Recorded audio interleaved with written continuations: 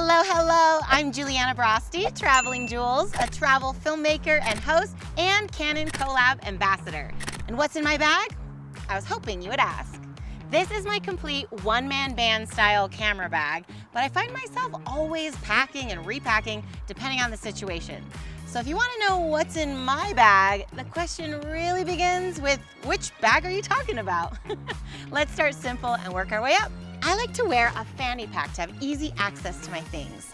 The essentials, lipstick and chapstick and powder for touch-ups because I'm on camera, ID, credit cards, business cards, lens cloth, and of course my phone, so I can use the Canon Camera Connect app, so I can use my phone as a monitor or remote control for my camera.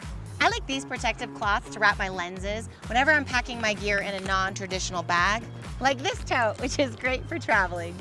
I always make space for this cool little guy. This is the Canon PowerShot V10, which is great for vlogging. It's got this flip screen and a wide angle lens, which makes it easy to flip out for impromptu moments and take a selfie. The PowerShot V10 is a fun camera for social media, but my main camera is a serious upgrade from this. The Canon EOS R5C is my go-to camera. I've taken it to Sri Lanka and Kazakhstan and Antarctica and all my travel adventures because it is just so light and compact and high quality, and it packs in so many professional features. It's a hybrid. It's like having two cameras in one. So it's a full-frame mirrorless camera that shoots high-quality photos and videos. You've got that familiar Canon camera photo mode menu and the cinema menu in video mode. By the way, they have really improved the speed for switching between photo and video modes with firmware since it first launched, which is a game changer. Professional filmmakers will appreciate having on-screen audio waveforms and other video-specific settings like shooting in C-Log and having view assist. Nice. It also has the ability to flip the menu and the video 90 degrees so you can shoot vertically. And if you need built-in ND, you might want to look at something more on the cinema side like the EOS C70, which I also have. But the R5C allows you to capture photo and videos, so this is my go-to travel companion. And this camera is Netflix approved, so I know I'm getting great quality out of this camera. Now, I often have the Canon RF 16mm f2.8 STM lens mounted on this camera because it's so lightweight and just perfect for vlogging. It's great for filming your selfie. And it's also great for filming city architecture and crowd shots and other travel content. I really like wide-angle lenses so you can get a sense of place, especially when you're up close and you can't back up any further, but you want to get the whole building in the shot. You need that wide-angle lens. Now my camera always has a shotgun microphone mounted on top. I like the fuzzy little windscreen, the dead cat, because it reduces wind noise. And a little travel hack, I actually keep an ND filter mounted on the lens because I can always dial in my exposure when I'm outdoors. And it's easy to remove when you're filming indoors. By default, I keep it on. I also always accessorize my camera with the camera strap. Being able to wear my camera is key for being on the go. That way you have one less thing to carry.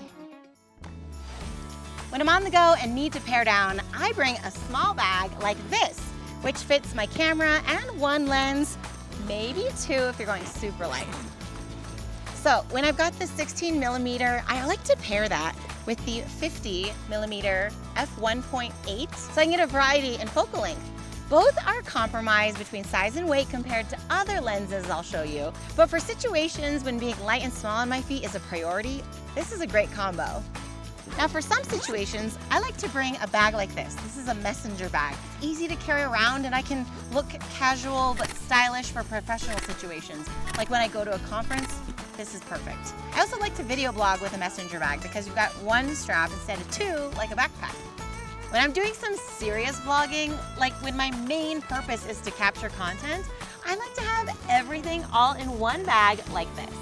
Now I've had bags that are bigger, but they carry more stuff and then you can easily get weighed down. So for travel vlogging, it's important to have balance. When I know I really need a run and gun, I rely on the Canon RF 15 to 35mm f2.8 LIS-USM lens so that I can get wide shots for vlogging and also be able to zoom on the fly for filming B-roll. Sometimes you just don't have time to change lenses, so it's important to have a zoom lens.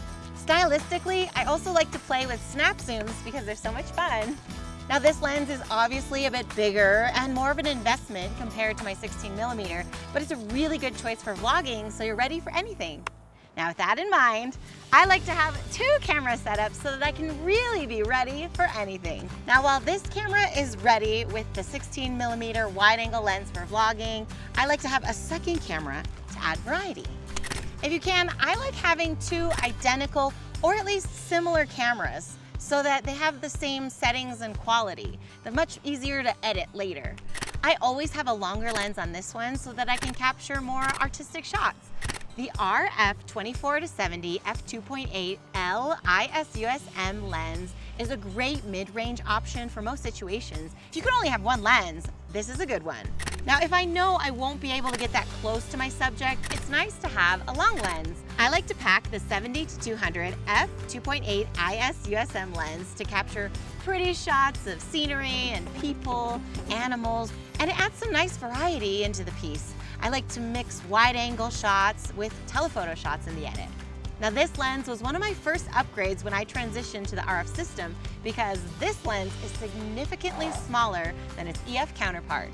Whenever I can, I like to slide in the Canon RF 35mm f1.8 macro ISSTM lens into my bag. It's super handy when I know I'm going to be filming food at a restaurant.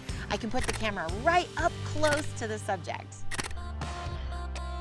A couple tools to consider for travel vlogging. Well, of course, you can film your selfie with your arm, but a tripod allows you to film hands-free, and you can get a variety of shots when you don't have a dedicated filmmaker. I often bring a travel tripod for vlogging.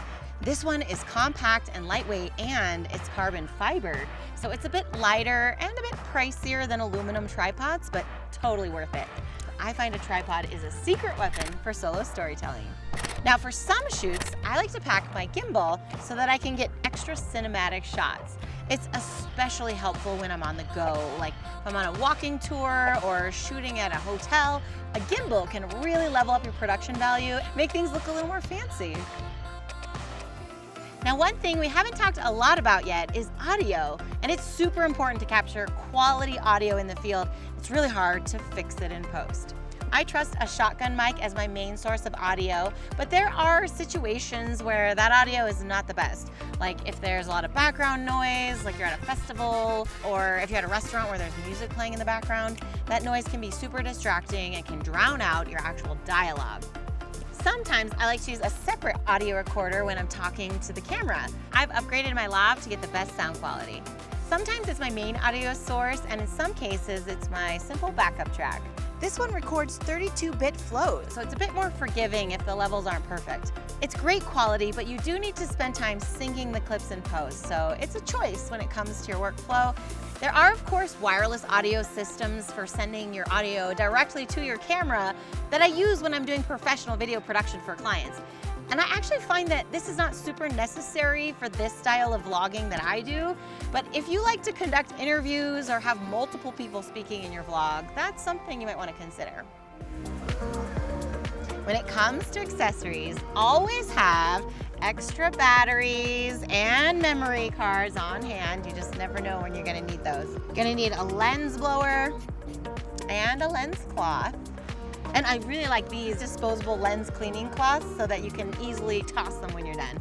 You're gonna need a water bottle to stay hydrated, and also make sure that you have a luggage tag in case your bag gets out of your eyesight. And a carabiner. These things are super handy to just attach anything from a reflector, all kinds of things. I also like to pack a small LED light panel for when you need a bump of light. This can come in handy when you're filming food in a dark restaurant, for example.